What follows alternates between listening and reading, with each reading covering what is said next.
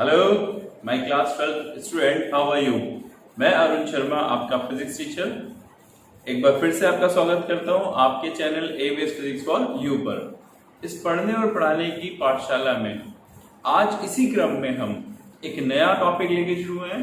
आज का हमारा टॉपिक होगा क्लास 12 चैप्टर 3 करंट इलेक्ट्रिसिटी का टॉपिक किरचॉफ लॉ। ये Kirchhoff law is very important for numericals. Examination में आपको इस टॉपिक से रिलेटेड क्वेश्चन मिलना है, तो बहुत केयरफुली आप समझें। अप टू कंप्लीशन लेवल तक इसमें से क्वेश्चन आते ही आते हैं। हम इसी के प्रोसेस में शुरू करते हैं without time wastage Kirchhoff law. अब फर्स्ट ऑफ ऑल एक्चुअल में किरचॉफ लॉ है क्या? Kirchhoff law basically Ohm's law का एक्सटेंडेड फॉर्मेट है। हमने ओम्स लॉ को एक्सटेंड करके पूरे सर्किट के अंदर वोल्टेज, करंट, ईएमएफ, इन सब के लिए रिलेशन डेवलप किया। इनकी वैल्यूज को फाइंड करने के लिए किरचॉफ लॉ अप्लाई करना शुरू किया। Kirchhoff law has been two types. First Kirchhoff first law और junction law, second Kirchhoff second law और लूप लॉ। अब हम इन दोनों लॉज को अच्छे से समझने की कोशिश करेंगे, बट इससे पहले कुछ चीजें जो हमें क्लियरफाई होना जरूरी है उनके बारे में तो शुरू करते हैं। पहला इलेक्ट्रिक नेटवर्क। ये शब्द आपको बहुत बार इसमें सुनने को मिलेगा। इलेक्ट्रिक नेटवर्क का मीन्स क्या होता है? Complicated arrangement of conductors. Conductors का एक कॉम्प्लिकेटेड अरेंजमेंट होता है, इसमें बहुत सारे कंडक्टर मिक्सअप होते हैं, इसको बोलते हैं हम लोग सबसे पहले इलेक्ट्रिक नेटवर्क। दूसरा junction. Junction means at the point where the two और मोर कंडक्टर्स जो करंट पास कर रहे हैं आर मीट टुगेदर, यानी एक ऐसा पॉइंट जहां पे दो या दो से ज्यादा कंडक्टर जिनमें करंट पास हो रहा है वो अगर मिल रहे हो, what ever any direction of current, current की डायरेक्शन क्या है वहां पे वो वेरी नहीं करता कंडक्टर में, बट कंडक्टर्स आगे मिल रहे हैं, उस पॉइंट को बोलते हैं हम लोग junction. And next loop. Loop या मैश, ये बहुत बार सुनने को मिलता है। इसका मतलब क्या होता है? जो कंडक्टिंग कंडक्टर्स हैं उनके क्लोज पाथ को, complete close path of conducting conductors is known as loop. Branch क्या है? It is a short portion of loop. Loop में से कोई सा भी एक short point between the two points, उसको हम लोग बोलते हैं, ये है हमारी ब्रांच। अब इसी में शुरू करते हैं हम पढ़ना। पहला हमारा टॉपिक आता है किरचॉफ फर्स्ट लॉ। एक्चुअल में किरचॉफ फर्स्ट लॉ है क्या? इसको हम लोग बोलते हैं junction law. As per this law, ये law है, must remember. As per this law, the algebraic sum of all types of current meet at the point is equivalent to 0. हम algebraic sum आया है। algebraic sum का means होता है कि जितने भी करंट उस पॉइंट पे मिल रहे हैं उन सबका algebraic sum मतलब साइन के साथ। algebra मतलब साइन, पॉजिटिव तो पॉजिटिव, नेगेटिव तो नेगेटिव। अब ये पॉजिटिव और नेगेटिव कैसे डिसाइड होगा, ये आपको बहुत केयरफुली समझ लेना है। जो करंट टुवर्ड्स द जंक्शन होता है, मतलब जंक्शन की तरफ आते हुए करंट को हम लोग पॉजिटिव साइन से लेते हैं, और अवे फ्रॉम द जंक्शन, जो जंक्शन से दूर जा रहा है उसके साइन को हम लोग नेगेटिव लेते हैं। मतलब सपोज 5 एम्पीयर करंट इन हो रहा है और 3 एम्पीयर करंट आउट हो रहा है, तो जो 5 एम्पीयर इन हो रहा है उसको पॉजिटिव और जो 2 एम्पीयर आउट हो रहा है उसको नेगेटिव। इस तरीके से आप इसमें अप्लाई करते हैं जंक्शन लॉ। अब शुरू करते हैं Kirchhoff first law. Kirchhoff first law में क्या बताता है? Algebraic sum of all types of current meeting at the junction should be 0। Junction में मिलने वाले जितने भी करंट्स हैं सबका एल्जेब्रिक सम कितना होता है? 0। जरा इसको प्रैक्टिकली समझते हैं। हमारे पास ये एक जंक्शन है, इस जंक्शन में I1 करंट इन हो रहा है, I2 आउट हो रहा है, I3 आउट हो रहा है, I4 फिर से इन हो रहा है और I5 भी इन हो रहा है। तो हम क्या देख पा रहे हैं यहाँ पे? ये एक ऐसा जंक्शन है जिस पे इतने सारे करंट मिल रहे हैं, कुछ इन हो रहे हैं कुछ आउट हो रहे हैं, बट रूल ये कहता है कि सबका एल्जेब्रिक सम कितना आएगा? 0। मीन्स ऐसे समझिए, जितना करंट इन होगा उसका algebraic sum is equal to जितना करंट आउट हो रहा है उसके इक्वल होगा। जितना इन उतना ही आउट। ये जो लॉ है ये कंजर्वेशन लॉ ऑफ चार्ज पर भी बेस्ड है, क्योंकि करंट क्या होता है? Flow of charge per unit time. तो it means it is also, ये भी कह सकते हैं, based on conservation law of charge. अब जरा यहाँ देखते हैं कि अगर मैं ये किरचॉफ फर्स्ट लॉ अप्लाई करना चाहूँ इस बेसिस पे तो क्या मिलता है हमें। I1 को हम किस साइन से लेंगे, इन हो रहा है तो I1 हमें लेना चाहिए पॉजिटिव साइन के साथ, ये हो गया I1 हमारा पॉजिटिव, प्लस दूसरा हमें क्या दिखाई दे रहा है I2 हमारा आउट हो रहा है तो इसको हमें किस साइन से लेना चाहिए, माइनस I2, सबका अलजेब्रिक सम करना है। I3 ये भी आउट हो रहा है तो इसको भी हमें कैसे लेना चाहिए, निगेटिव साइन के साथ, माइनस I3। देन इसके बाद जो हमें दिखाई दे रहा है I4 वो करंट इन हो रहा है तो उसको हमें लेना चाहिए पॉजिटिव साइन के साथ, प्लस इसके बाद हमें I5 की बात करते हैं, वो भी आ रहा है जंक्शन की तरफ तो उसका साइन भी कैसे लेंगे हम, पॉजिटिव, और सबका टोटल सम कितना आना चाहिए, 0, और वो आएगा भी 0, अभी तो पढ़ ही रहे हैं ना लॉ हम। तो इस तरह से मालूम पड़ा कि I1 plus I4 plus I5 किसके इक्वल आया, I2 प्लस I3। ये कौन सा करंट है, जो हमारे पास इन हो रहा था, ये कौन सा करंट है जो हमारे पास आउट हो रहा था, तो क्या पता चला, जितना करंट इन हो रहा है उतना ही आउट हो रहा है, ये होता है हमारा किरचॉफ का फर्स्ट लॉ। इसको ट्राई करते हैं न्यूमेरिकल से भी, जो हमें बताएगा कि एक्चुअल में न्यूमेरिकल वैल्यू कैसे यूज़ करते हैं इसके लिए। सपोज ये हमारा फिर से एक जंक्शन, और इस जंक्शन पे हम देखते हैं कि फिर से बहुत सारे वायर आके अटैच हो रहे हैं। यहाँ से करंट इस बार 10 एम्पियर टुवर्ड्स द जंक्शन आ रहा है, यहाँ से हमारे पास 2 ampere current towards the junction आ रहा है, ये भी यहाँ से हमारे पास 1 ampere current towards the junction, और ये जा रहा है आउट, ये जा रहा है 5 एम्पियर और ये आउट हो रहा है। ट्राई करते हैं क्वेश्चन में I5 की वैल्यू फाइंड करने के लिए। अब I5 की वैल्यू कैसे फाइंड करेंगे, जंक्शन पे बहुत सारे करंट अटैच हो रहे हैं तो इनका अलजेब्रिक सम कितना हो गया, सबका 0, तो हम क्या कहेंगे, सबका अलजेब्रिक सम आ रहा है इक्वल टू में 0। उसी फॉर्मेट के बेसिस पे I1 को देखो, टूवर्ड्स द जंक्शन है, पॉजिटिव लेना चाहिए। I2 को देखो, टूवर्ड्स द जंक्शन है, पॉजिटिव लेना चाहिए। I3 को देखो, towards the junction, positive. I4 away, minus का, और I5 वो भी अवे है, इसलिए कैसा हो जाएगा, माइनस का। और लॉ के अकॉर्डिंग इन सब का अलजेब्रिक सम कितना हो गया, 0।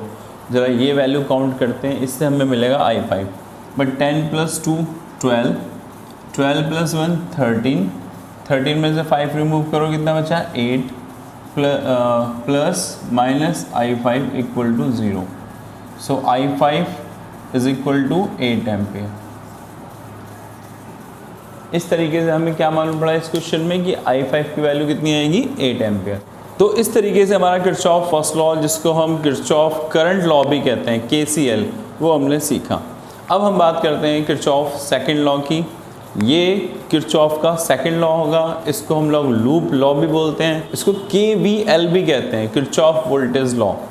इस लॉ के अकॉर्डिंग ये लॉ अप्लाई होता है क्लोज पाथ के लिए फर्स्ट ऑफ ऑल, और इस लॉ में बताया गया था according to this law the algebraic sum of the product of current and resistance, current और रेजिस्टेंस के प्रोडक्ट का algebraic sum for a close path is always equal to the algebraic sum of the EMF available in this close path. किसी भी close path में current और resistance का, यानी कि करंट और रेजिस्टेंस का जो प्रोडक्ट का अलजेब्रिक सम आता है वो उस मैश में अवेलेबल जितने भी EMF सोर्सेज हैं उन सब के अलजेब्रिक सम के इक्वल होता है।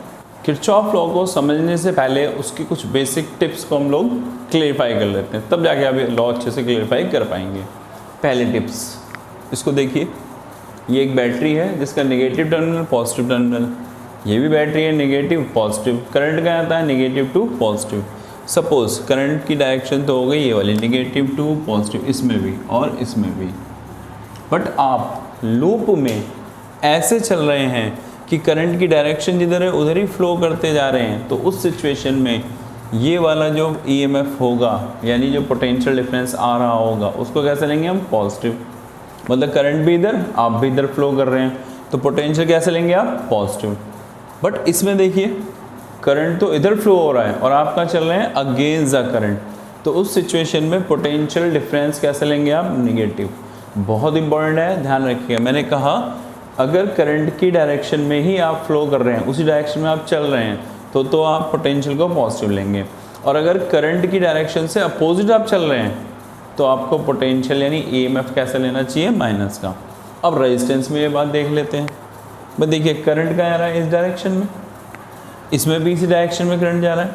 अगर आप करंट की डायरेक्शन में ही फ्लो कर रहे हैं सर्किट में, जिधर करंट उसी डायरेक्शन में आप कैलकुलेशन कर रहे हैं, तो आपका पोटेंशियल यानी आईआर वो पॉजिटिव हो जाएगा। मतलब करंट और रेजिस्टेंस का प्रोडक्ट कैसे लेंगे आप, पॉजिटिव। बट कहीं आप करंट की डायरेक्शन के अपोजिट कैलकुलेशन कर रहे हैं तो पोटेंशियल या फिर कह सकते हैं करंट और रेजिस्टेंस का मल्टीप्लाई वो कैसे लेना पड़ेगा आपको, माइनस साइन के साथ। किरचॉफ लॉ में ये प्लस और माइनस साइन का बहुत इंपॉर्टेंट रोल है। अगर इनको आपने अच्छे से समझ लिया तो आगे आपको दिक्कत नहीं होगी। अब शुरू करते हैं किरचॉफ लॉ का बचा हुआ पार्ट, सेकंड पार्ट। अभी तक जो हमने देखा as per the second law ये बताया गया कि product of current and resistance, इनका जो अलजेब्रिक सम है वो इक्वल टू में होता है ईएमएफ सोर्स। जितने भी सोर्स हैं ईएमएफ वाले उनके अलजेब्रिक सम के इक्वल। अब हम इस चीज़ को कैसे समझ सकते हैं, एक एग्जांपल से अपनी बात को समझते हैं। ये हमने एक सर्किट बनाया छोटा सा, ये रहा एक बैटरी, ये ईएमएफ, बैटरी का ईएमएफ E1, रेजिस्टेंस का R1। एक और बना लिया छोटा सा, ये एक दूसरी बैटरी हो गई E2 और रेजिस्टेंस R2। ये हो गया एक एक्सटर्नल सोर्स जिसमें दोनों मिलकर करंट पास कर रहे हैं R3। अब हम चाहते हैं कि किरचॉफ लॉ को इसमें समझें, तो पहले इसको नॉमिनेट करते हैं A B C D E F।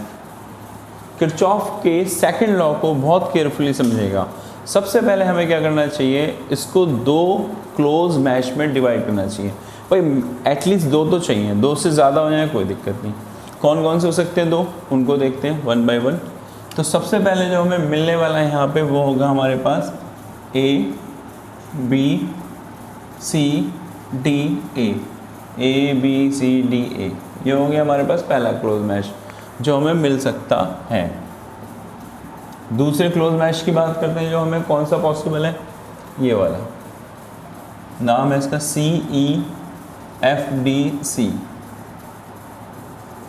CEFDC second close mesh. और जो थर्ड क्लोज मैश हमें मिल सकता है वो होगा AEFBA, AEFBA। इस तरीके से हमें एटलीस्ट यहाँ पे तीन क्लोज मैश मिल रहे हैं, हमें तो सिर्फ दो चाहिए होते हैं। बट हम तीनों में यहाँ पे किरचॉफ लॉ अप्लाई करना सीखेंगे, और जब हमें अप्लाई करना आ जाएगा तो फिर एग्जाम्पल पे ट्राई करके देखेंगे, न्यूमेरिकल पे वैल्यूज़ कैसे निकालते हैं। तो पहले मैं किरचॉफ लॉ आपको अप्लाई करना सिखाता हूँ। सबसे पहले मैंने किरचॉफ लॉ लगाया कहाँ पे, ABDCA, इस वाले में ABDCA। अब यहाँ पे जब हम किरचॉफ लॉ अप्लाई करना चाहते हैं तो पहले जितनी भी बैटरी है उनसे निकलने वाले करंट की डायरेक्शन को जस्टिफाई करो। इधर नेगेटिव टू पॉजिटिव, इससे करंट कितना निकल रहा है, मान लो I1। नेगेटिव टू पॉजिटिव, इससे करंट कितना निकल रहा है, I2। दोनों करंट मिक्स हो गए यहाँ पे, इसमें करंट कितना आ रहा है, I1 प्लस I2। और as per the conservation law of charge जितना करंट बैटरी में से बाहर आएगा उतना ही वापस जाएगा। इधर चला गया I2 और इधर चला गया I1।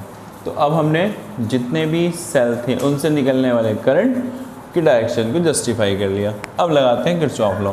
चलना कहाँ से होता है, बैटरी के नेगेटिव टर्मिनल से पॉजिटिव टर्मिनल की तरफ। हम ऐसे चल रहे हैं, ये शुरू किया हमने चलना, E1 से स्टार्ट कर रहे हैं, नेगेटिव से पॉजिटिव। ये देखिए पहला रेजिस्टेंस कौन सा दिख रहा है हमें, R2। गौर करिएगा, हम ऐसे आ रहे हैं नेगेटिव टू पॉजिटिव। पहला रेजिस्टेंस कौन सा दिख रहा है हमें, R2। इस रेजिस्टेंस में करंट कितना आ रहा है, I2। हम चल रहे हैं इधर, देखो ना फ्लो आया हमारा इस डायरेक्शन में एंटी क्लॉकवाइज, और करंट का जा रहा है हमारा क्लॉकवाइज, यानी हम opposite to the direction of current जा रहे हैं। तो ये मल्टीप्लाई कैसा होगा, पॉजिटिव निगेटिव I2 R2, इसको हम लेंगे निगेटिव साइन के साथ। Is it clear. अब चलते हैं आगे, सर्कल पूरा करते करते हम पहुँचे यहाँ पे R1। करंट कितना है, I1। हम भी कैसे चल रहे थे, एंटी क्लॉकवाइज। करंट भी कहाँ जा रहा है इसमें, एंटी क्लॉकवाइज। दोनों की डायरेक्शन क्या है, सेम, हमारे फ्लो की भी करंट की भी। तो इसके मल्टीप्लाई को हमें लेना पड़ेगा पॉजिटिव। पहले तो प्लस लगाइए, फिर I1 R1 इक्वल टू, क्योंकि फॉर्मूला क्या है, sigma IR equal to sigma E. Sigma IR का तो मैटर खत्म। अब EMF यहाँ देखो ज़रा, इधर चल रहे हैं तो इसमें तो करंट की डायरेक्शन में फ्लो कर रहे हैं, करंट भी इधर हम भी इधर, तो इसका EMF तो हम लेंगे पॉजिटिव साइन के साथ। अब इधर आओ ज़रा, हम आ रहे हैं ऐसे एंटी क्लॉकवाइज, इसमें करंट जा रहा है क्लॉकवाइज, तो इसको हम लोग लेंगे कैसा, माइनस का। अब वैल्यूएशन करते हैं इसकी, तो हमें क्या दिखाई दे रहा है, ये फॉर्मूला हमारा बिल्कुल रेडी है, minus I2 R2 plus I1 R1 equal to E1 minus E2। इस तरीके से हमने ABDCA पहले क्लोज मैश में इक्वेशन को बनाना सीखा। अब हम चलते हैं इसी प्रोसेस में अगले क्लोज मैश को अगर हम लेते तो उसमें क्या सर्किट बनता है, मतलब कौन से वाले की बात कर रहे हैं हम, CEFDC सेकंड वाला क्लोज मैश। इस पे ज़रा गौर करिएगा, सेकंड वाले पे, ये है सेकंड। अब शुरू करते हैं चलना, बैटरी के नेगेटिव से स्टार्ट किया चलना, ये हमारा फ्लो हो रहा है, यानी कैसे आ रहे हैं हम फिर से, एंटी क्लॉकवाइज। सबसे पहले हमें कौन सा रेजिस्टेंस दिखाई दिया इसमें, R3। करंट कितना है, I1 प्लस I2। आप भी इधर ही फ्लो कर रहे हैं, करंट भी इधर ही फ्लो कर रहा है, इट मीन्स इन दोनों का मल्टीप्लाई कैसा हो गया, पॉजिटिव। तो हमें लेना चाहिए R3 I1 प्लस I2, इन दोनों के मल्टीप्लाई को पॉजिटिव साइन के साथ, प्लस एक खत्म। आगे चलते हैं, अगला हमें रेजिस्टेंस कौन सा दिख रहा है, R2। करंट कितना है, I2। हम भी फ्लो कहाँ कर रहे हैं, एंटी क्लॉकवाइज, करंट भी कहाँ जा रहा है, एंटी क्लॉकवाइज। दोनों की डायरेक्शन कैसी हो जाएगी हमारे पास, पॉजिटिव, क्योंकि ये सेम डायरेक्शन में, प्लस I2 R2। अब इक्वल टू में क्या आता है हमारे पास, EMF, सिर्फ इकलौता EMF, हम भी इधर करंट भी इधर, तो ये कैसा हो जाएगा हमारे पास, प्लस का E2। ये हमने किरचॉफ सेकंड लॉ इसमें अप्लाई किया। थोड़ा सिंप्लीफाई करके लिख देते हैं, I1 plus I2 R3 plus I2 R2 equal to E2। ये अभी हम इक्वेशंस निकालना सीख रहे हैं, फिर इनको मैथमेटिकल सॉल्व करना सीखेंगे। अब अप्लाई करते हैं हम थर्ड आखिरी बचे हुए लॉ के लिए। यही लॉ अगर मैं अप्लाई करता AEFBA में, दिख रहा है वाला, ऊपर देखो बैटरी, यहाँ से चलना शुरू करेंगे। पहला रेजिस्टेंस कौन सा दिखा हमें, R3। करंट कितना है, I1 plus I2, same direction, तो मल्टीप्लाई कैसा आएगा इसका, पॉजिटिव, I1 प्लस I2। चलते हैं आगे, कौन सा रेजिस्टेंस मिला, R1। करंट कितना है, I1।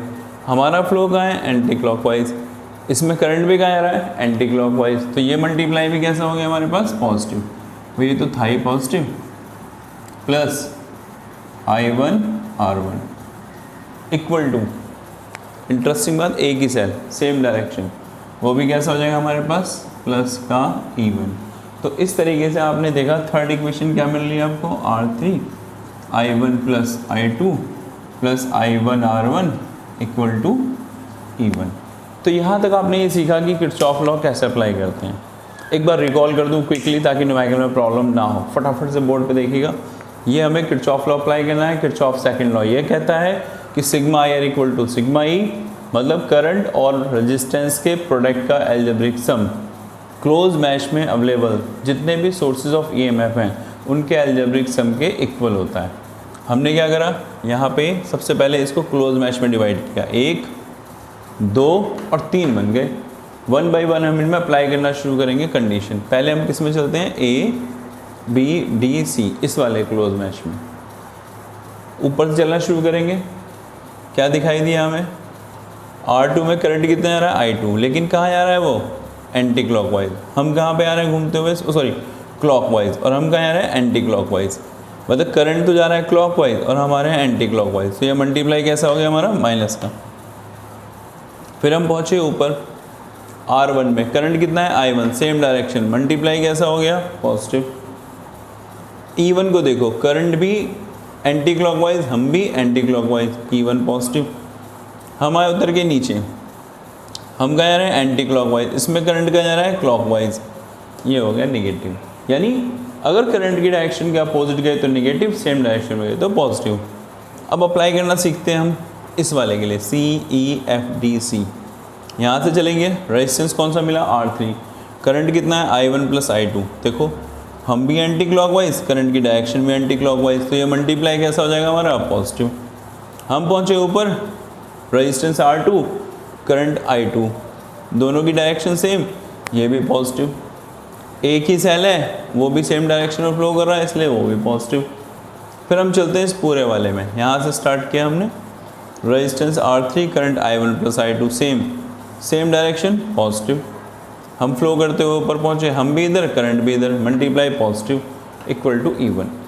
तो हमने क्या निकालना सीखा अब तक, किरचॉफ के फर्स्ट लॉ को इम्प्लीमेंट करना, जिसको हम बोलते थे, ये जो हमारा लॉ है कंजर्वेशन लॉ ऑफ चार्ज पर भी बेस्ड है, KCL, किरचॉफ करंट लॉ।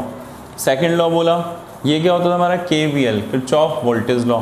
ये जो है वो कंजर्वेशन लॉ ऑफ एनर्जी पर भी बेस्ड है। इस तरीके से आपको फर्स्ट लॉ क्लियर हुआ, सेकेंड लॉ क्लियर हुआ। अब हम अप्लाई करते हैं इस पर न्यूमेरिकल कैसे हम कर सकते हैं सेकेंड लॉ पे, वो मैं आपको समझाता हूँ। अब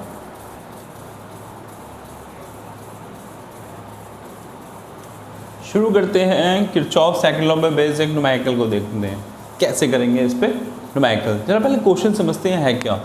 ये हमारे पास एक नेटवर्क है, कॉम्प्लिकेटेड कॉम्बिनेशन ऑफ रेजिस्टेंस। ये एक हमारे पास नेटवर्क है जिसके अंदर बहुत सारे रेजिस्टेंस अरेंज हैं, सोर्स ऑफ EMF भी दो हैं, और हमसे कहा गया है इसमें फाइंड द एक तो potential difference of each cell, जो भी हमारे पास सेल है उसका पोटेंशियल डिफरेंस निकालो, टर्मिनल पोटेंशियल कितना होगा। और दूसरा निकालना है हमें current in a 4 ohm resistance, 4 ओम वाले रेजिस्टेंस में करंट कितना है। तो देखो भाई, इसे करने के लिए सबसे पहले हमें क्या करना है, करंट की डायरेक्शन को बिल्कुल क्लियरफाई करना पड़ेगा। वो कैसे करेंगे वो देखिए। इधर से 12 वोल्ट वाले में से करंट आ रहा है सपोज I1, 6 वोल्ट वाले में से करंट आ रहा है सपोज I2। ये दोनों करंट यहाँ पे आके अटैच हो जाते हैं। कितना हो गया, I1 + I2। ये करंट I1 + I2 फ्लो करेगा यहाँ तक। इसमें से कितना करंट निकला था, I2, तो इसमें वापस भी कितना आएगा, I2।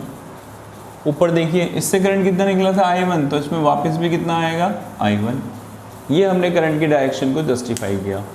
अब हम पहले की तरह किरचॉफ सेकंड लॉ इसमें अप्लाई करते हैं। पहले हम देखते हैं हमारे पास सर्किट कौन कौन से बन सकते हैं। पहला सर्किट जो हम बना सकते हैं वो कौन सा होगा, हमारे पास A B D C A, ये वाला हम बनाएंगे। साथ साथ सर्किट बना लेंगे, उसके बाद देखते हैं वैल्यूज़ क्या क्या आती हैं। सेकंड हम बना सकते हैं C E F D C, दो हमारे पास सर्किट रेडी हो सकते हैं इस वाले क्वेश्चन में। पहले मैं फर्स्ट सर्किट अप्लाई कर रहा हूँ, ठीक है। कौन सा वाला, A B D C A, first वाले में अप्लाई करता हूँ। ज़रा देखिए किरचॉफ सेकंड लॉ कैसे अप्लाई होगा। ये है हमारा फर्स्ट सर्किट। चलना शुरू किया हमने एंटी क्लॉकवाइज चल रहा हूँ मैं। यहाँ से मुझे पहला रेजिस्टेंस कौन सा दिख रहा है, 4 ओम। करंट कितना दिख रहा है इसमें, I1 + I2।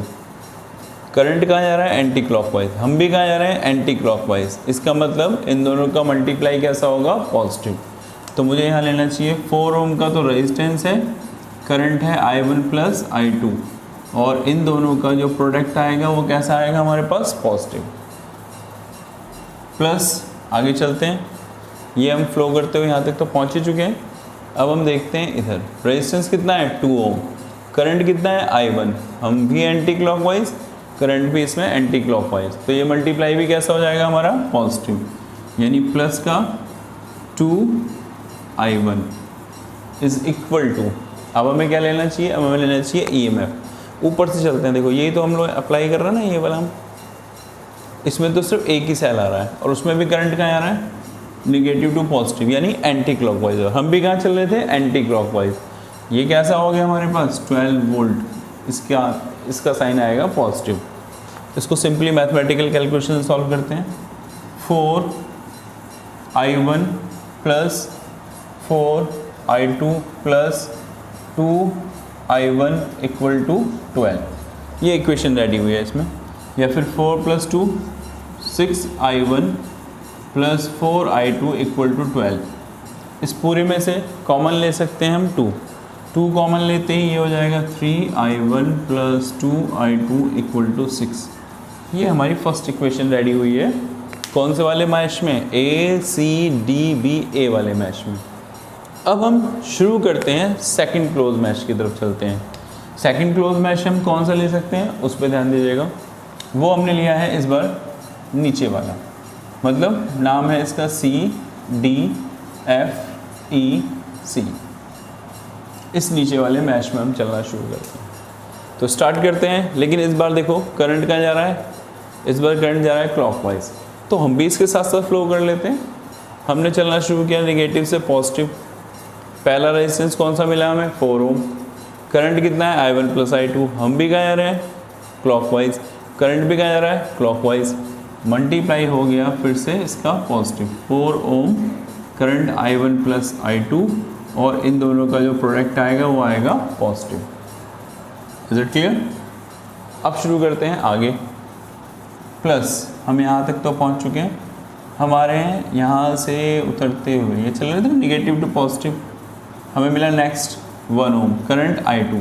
सेम करंट की डायरेक्शन क्लॉकवाइज, हम भी क्लॉकवाइज। मल्टीप्लाई कैसा हो गया? पॉजिटिव। तो ये हो गया पॉजिटिव 1 I2 इक्वल टू में देखो हम भी कहाँ जा रहे थे? क्लॉकवाइज। इसमें करंट भी कहाँ जा रहा है? क्लॉकवाइज। तो ये भी कैसा हो गया? पॉजिटिव।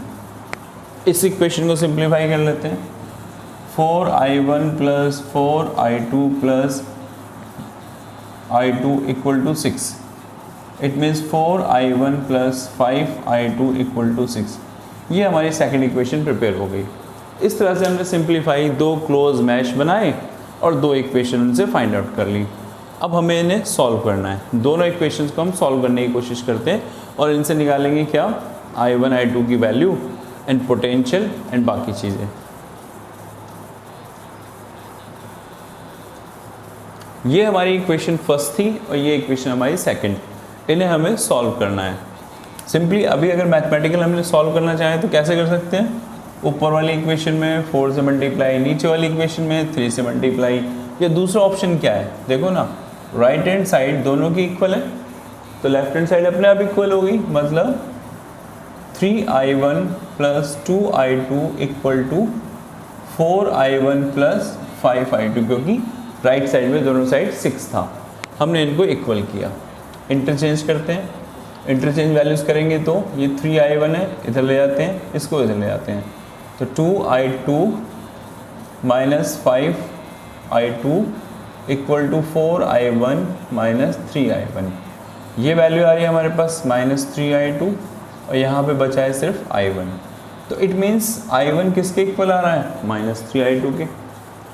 ये सॉल्यूशन हम किसी भी इक्वेशन में इम्प्लीमेंट कर सकते हैं। तो पहले मैंने अप्लाई किया इसको बाय इक्वेशन 1 में। इक्वेशन थी 3i1 plus 2i2 equal to 6। ये इक्वेशन थी मेरे पास। इसमें मैंने i1 को रिप्लेस किया किससे? माइनस 3i2 से, प्लस i2 इक्वल टू 6। और जब इसको सॉल्व किया तो मल्टीप्लाई करने पे कितना आएगा हमारे पास? माइनस का 9i2 प्लस का 2i2 इक्वल टू 6। माइनस में से 2 रिमूव करो, माइनस का 7i2 इक्वल टू 6। तो i2 कितना आ गया? माइनस 6/7। ये हमारे पास किसकी वैल्यू आ चुकी है? i2 की। i1 की वैल्यू कैसे मिलेगी? सिंपली इस i2 की वैल्यू को यहाँ प्लेस करते हैं। i1 किसके इक्वल था? माइनस 3i2 के। तो माइनस 3 इंटू i2 की जगह पे माइनस 6/7, 6 3 18, माइनस माइनस प्लस 18/7। ये हमें क्या मिल चुका है? i1 की वैल्यूज़ और i2 की वैल्यू। अब क्वेश्चन में हमसे और भी कुछ पूछा गया था। सबसे पहले 4 ओम वाले में करंट कितना आ रहा है? तो भाई 4 ओम वाला जो रेजिस्टेंस है इसमें अमाउंट ऑफ करंट कैसे निकालेंगे? इसमें करंट जा रहा है i1 plus i2। It means i1 i2 की वैल्यूज़ को ऐड कर दीजिए। i1 की वैल्यू कितनी है? 18/7 प्लस माइनस 6/7, दोनों की वैल्यू मैंने रिप्लेस करी। 7 18 माइनस 6 12/7। इतने एम्पियर का करंट पास हो रहा है 4 ओम के रेजिस्टेंस में। फिर हमसे ये पूछा गया कि भाई अब इन तीनों ब्रांचों पे पोटेंशियल डिफरेंस निकालो। तो ज़रा गौर से देखो, ऊपर वाला सेल कितने वोल्ट का है, 12 वोल्ट का, नीचे वाला कितना है, 6 वोल्ट का। इट मीन्स ये तो करंट दे रहा होगा और ये क्या कर रहा होगा, करंट को अडॉप्ट कर रहा होगा। या अगर इसके ही इक्वेशन के हिसाब से समझे तो, बहुत सिंपल लैंग्वेज में, मतलब बहुत टिपिकल केस में ना जाए तो, 12 वोल्ट वाले में से करंट कितना निकल रहा है, I1 करंट को डिस्चार्ज कर रहा है। ये कितना डिस्चार्ज कर रहा है, I2। और मस्ट बी रिमेंबर, आपको समझाया था जब सेल डिस्चार्ज होता है तो फॉर्मूला लगता है V = E - IR। अब हम इसे यूज़ करते हैं, V = E - IR को। देखिए कैसे स्टार्ट करते हैं और निकालना शुरू करते हैं इन पे 1 by 1 potential. First of all हम फाइंड करते हैं A और B के लिए पोटेंशियल डिफरेंस कितना है। फॉर्मूला यूज़ किया, करंट कितना, EMF कितना है इसका, E1, करंट कितना पास कर रहा है, I1, रेजिस्टेंस कितना है इसमें, R1। तो हमें फॉर्मूला यूज़ करना पड़ेगा VAB = E1 - IR1। देखते हैं A और B के बीच में पोटेंशियल कितना आता है। E1 बैटरी का वोल्टेज है 12, I1 की वैल्यू जो हमें मिली थी 18/7, R1 की वैल्यू कितनी है इसके लिए, 2 ओम। इट मीन्स आंसर आया 12 - 36/7।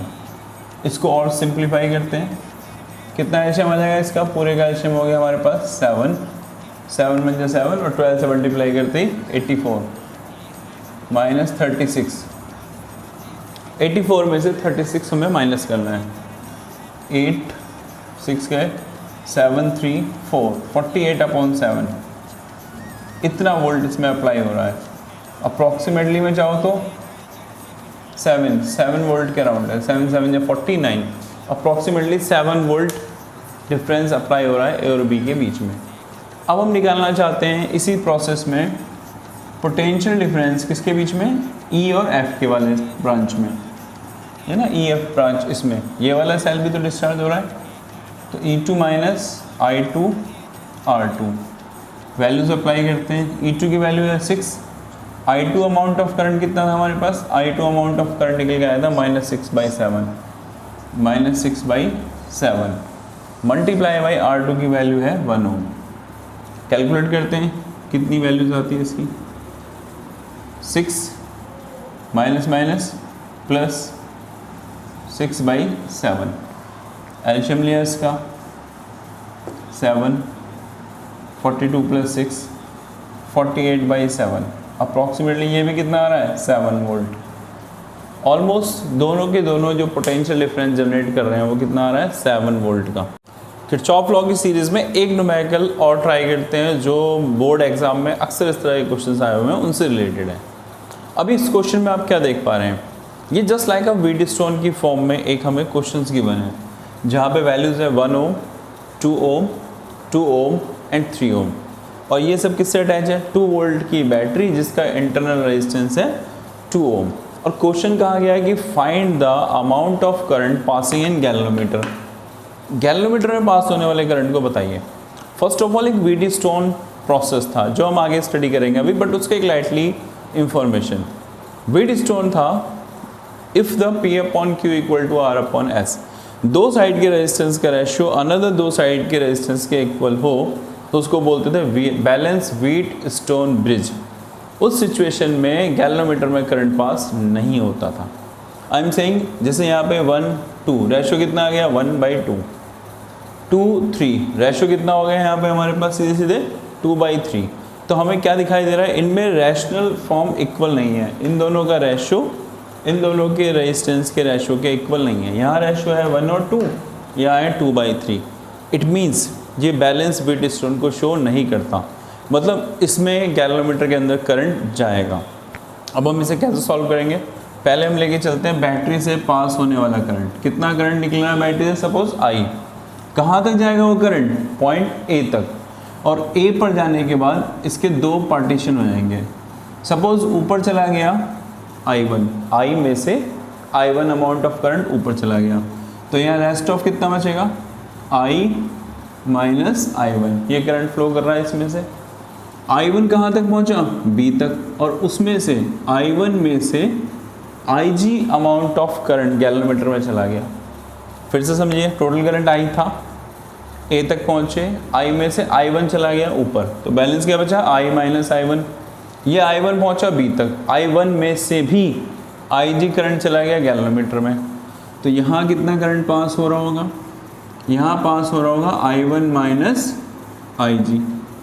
यहाँ से IG करंट आया, यहाँ से I माइनस I1 आया, दोनों हो जाएंगे अटैच। देखो ना, ऊपर से IG आ रहा है जंक्शन की तरफ, यहाँ से I माइनस I1 आ रहा है वो भी जंक्शन की तरफ, I माइनस I1 भी जंक्शन की तरफ, IG भी जंक्शन की तरफ, तो दोनों एक ही डायरेक्शन में ऐड हो गए। तो टोटल करंट हो जाएगा यहाँ से I minus I1 plus IG। अब I minus I1 plus IG ऊपर गया, ऊपर से आया I1 माइनस IG, ये भी सेम डायरेक्शन में, ये भी जंक्शन की तरफ, ये भी जंक्शन की तरफ, दोनों को ऐड कर लो, I1 से I1, IG से IG, क्या बचेगा I। देखा, जितना बैटरी से करंट आउट हुआ था उतना ही घूम फिर के डिवाइड हो गया, वापस उतना ही हो गया, इसीलिए बोलते हैं इसको कंजर्वेशन लॉ ऑफ चार्ज। अब जरा हमें जो क्वेश्चन है उस पर आते हैं। हमें फाइंड करना था गैल्वेनोमीटर में पास होने वाला करंट। गैल्वेनोमीटर में कितना करंट दिखाई दे रहा है आपको जाता हुआ, IG, यही हमें फाइंड करना है। अब इस क्वेश्चन को करने के लिए हमें सबसे पहले किरचॉफ लॉ अप्लाई करना है, तो हमें इसे डिवाइड करना पड़ेगा एटलीस्ट 2 और मोर हाफ क्लोज लूप्स में। अब मैंने जो लूप्स चूज़ किए हैं वो देखिए कौन कौन से। पहले मैं यहाँ पे फर्स्ट लूप लेके चल रहा हूँ, A B D A, दिख रहा है ये वाला A B D A, close path है फर्स्ट। और दूसरे लूप की जो हम बात करते हैं वो हम लेके चलेंगे B C D B, B C D B। पहला क्या था A B D A, फिर है B C D B। अब हमें थर्ड चाहिए, चॉइसेस, या तो ऐसे ले लीजिए ऊपर से, या फिर नीचे से, या फिर कोई सा भी। अब किसी भी फॉर्म में हम चल सकते हैं। मैंने जो चूज़ किया इस बार थर्ड वाला, वो मैंने लिया है बैटरी से चलते हुए A पर, D पर, C पर और वापस बैटरी पर। नीचे वाला E A D C और E, 3 लूप मैंने यहाँ पे बनाए हैं। अब मैं इनको सॉल्व करता हूँ। पहले फर्स्ट वाला कौन सा हमारा, A B D A, A B D A। Current इधर चल रहा है ना, कहाँ दिख रहा है करंट जाता हुआ, क्लॉकवाइज। हम भी ऐसे चलते हैं, यहाँ से A से चलेंगे, ऐसे मूव करते हुए आ जाएंगे। ये देखिए पहला रेजिस्टेंस 1 ओम, करंट कितना है I1, डायरेक्शन क्या है सेम, हम भी इधर चल रहे हैं क्लॉकवाइज, इसमें करंट भी कहाँ जा रहा है क्लॉकवाइज, इसलिए ये मल्टीप्लाई हो गया पॉजिटिव, यानी 1 I1, it multiply should be positive. अब चलते हैं आगे, B से हम आ रहे हैं नीचे, हम भी नीचे आ रहे हैं, IG करंट भी नीचे आ रहा है, यानी कि दोनों कहाँ चल रहे हैं क्लॉकवाइज। तो गैल्वेनोमीटर का रेजिस्टेंस है हमारे पास 4 ओम, करंट कितना है इसमें IG, ये मल्टीप्लाई भी दोनों का कैसा हो जाएगा पॉजिटिव। अब हम आते हैं अपवर्ड जा रहे हैं, करंट का आ रहा है डाउनवर्ड, यानी हम तो जा रहे हैं क्लॉकवाइज, करंट आ रहा है इसमें एंटी क्लॉकवाइज। तो 2 ओम रेजिस्टेंस है और I माइनस I1 करंट है, इन दोनों का मल्टीप्लाई कैसा हो जाएगा हमारा, वो हो जाएगा हमारे पास इस बार नेगेटिव। तो हम ये लेंगे इस बार पॉजिटिव, माइनस लगा दिया negative, resistance 2 I minus I1, और इन सब का जो टोटल अमाउंट ऑफ है वो किसके बराबर आएगा 0। क्यों, यहाँ पे कोई भी EMF सोर्स नहीं है। अब जरा इसको थोड़ा सिंप्लीफाई कर लें, जो इक्वेशन बन गई है हमारे पास, I1 plus 4IG minus 2I plus 2I1 equal to 0, ये I1 ये I1, 3I1 plus 4IG minus 2I equal to 0, ये मैंने फर्स्ट इक्वेशन प्रिपेयर करी। इज इट क्लियर, ये हमारी पहली इक्वेशन थी। अब हम बनाते हैं इसी प्रोसेस में सेकंड इक्वेशन। सेकंड इक्वेशन हम कहाँ बनाएंगे वो देखते हैं हम। सेकंड इक्वेशन वो बनाने वाले हैं हम लोग B C D B में। चलना शुरू करते हैं इसमें, ये हम B से नीचे आ रहे हैं ऐसे करते हुए।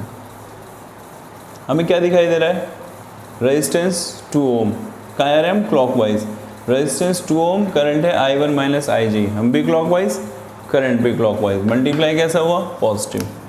तो ये लेंगे 2i1 माइनस IG और ये मल्टीप्लाई कैसा हो जाएगा दोनों का, पॉजिटिव। आगे चलते हैं, हमारे हैं क्लॉकवाइज, इसमें करंट जा रहा है एंटी क्लॉकवाइज।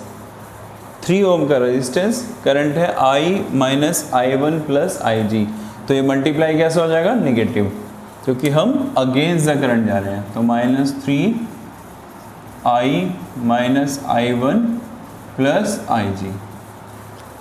मूव करते हैं ऊपर, हम तो जा रहे हैं क्लॉकवाइज, इसमें करंट का आ रहा है एंटी क्लॉकवाइज, यानी ये भी कैसा हो जाएगा, माइनस का। रेजिस्टेंस 4 ओम, करंट IG और इक्वल टू में 0, क्योंकि इस वाले में भी सोर्स ऑफ EMF नहीं है। जरा इसको सिंप्लीफाई करते हैं, 2I1 minus 2IG minus 3I plus 3I1 minus 3IG minus 4IG equal to 0। देखिए 2I1 3I1 ये हो गया हमारे पास।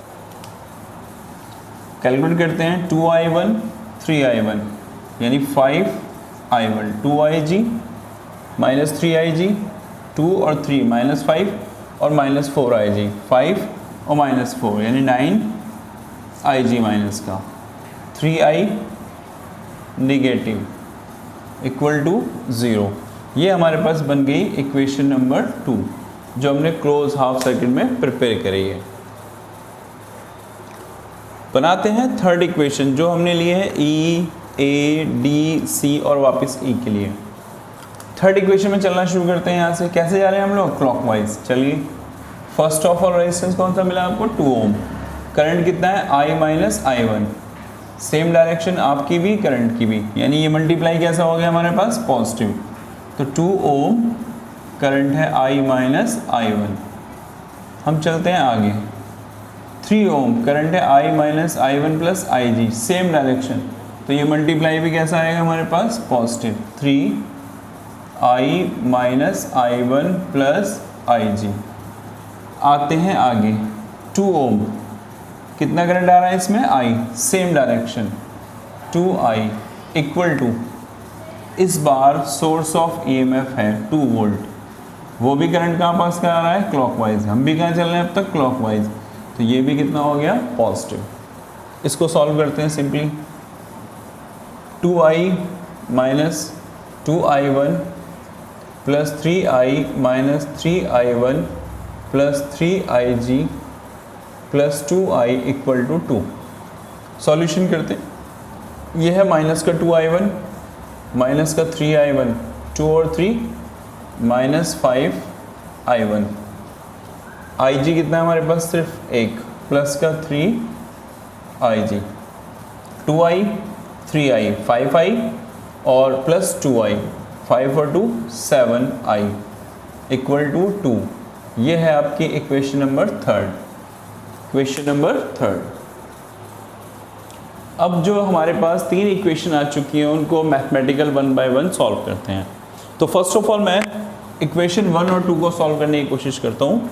1 और 2 में हमें दिखाई दे रहा है हम I1 रिमूव करेंगे। कैसे, इक्वेशन 1 में मल्टीप्लाई करते हैं 5 से एंड देन इक्वेशन 2 में मल्टीप्लाई करते हैं हम लोग 3 से और दोनों को ऐड करते हैं। इसमें 5 से मल्टीप्लाई करिए, 5 3 ज़ा 15 I1, 5 4 ज़ा 20 IG, 5 2 ज़ा 10 इक्वल टू 0।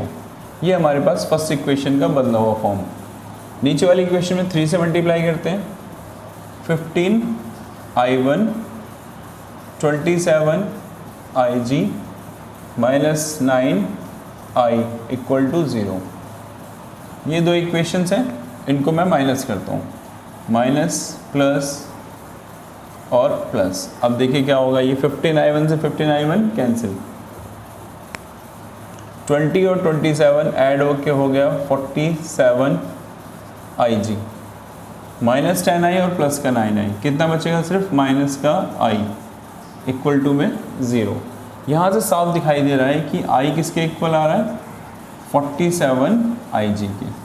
ये हमने पहली वैल्यू फाइंड की है, किसकी, वैल्यू में मिली है I की in terms of IG। Choose करते हैं इक्वेशन नंबर 2 और 3, इनके लिए बात करते हैं क्या सॉल्यूशन हो सकता है।